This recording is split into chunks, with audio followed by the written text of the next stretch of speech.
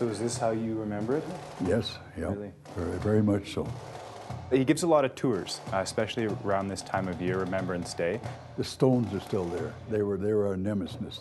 It's very important to have people like Ray volunteering at the museum because it really brings history to life. It's a first-hand account of what happened. That was our commander. I oblige because I think that our young people should know about it. It's time, because they are our future. We have to make sure they know what's been happening in the past. After I retired, I said, I'm going to try and do the museum now because I have a story to tell. I think it commands attention.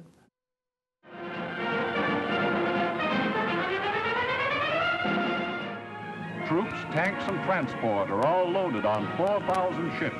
The idea of going overseas and all that was kind of beckoning. We never thought of the other aspect of what we were doing.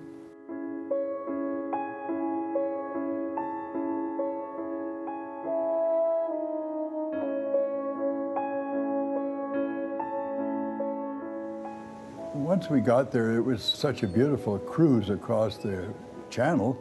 It was so unexpected. When we arrived, then it was all hell's fire and damnation, as I called it, because it was hectic. Everything was just going up everywhere. I had to get out of the tank, of course, to surrender. And I walked up the beach with my hands up, and this German soldier who was taking me a prisoner was very excited and gestured to me to drop my handgun, which I had no idea in his German language what that meant. But finally it dawned on me, perhaps I should do that. We never think of being taken a prisoner. You think you would be shot. So I was ready for it. It was amazing. I had the strength and the faith, if you want to call it that, and I had no fear. And I just carried that throughout my time as a prisoner, because I felt that was the only way I could survive. I was a POW for over 2 years.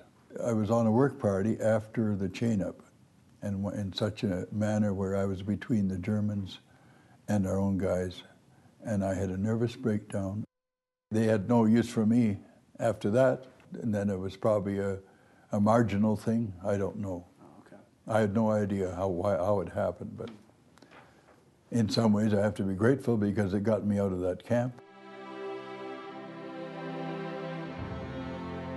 We were strong. We were strong convictions. We had that, and that was a great thing. We joined to help out the Commonwealth, to become a part of the whole thing. I've stayed with that. We're Canadians, after all. The things that he experienced, just to have such a positive outlook on life, it's breathtaking. It's been a nice run for me. I'm very, very fortunate, I feel, even though things have happened to me, that I'm able to do this. And I feel I'm giving something back as well during this time.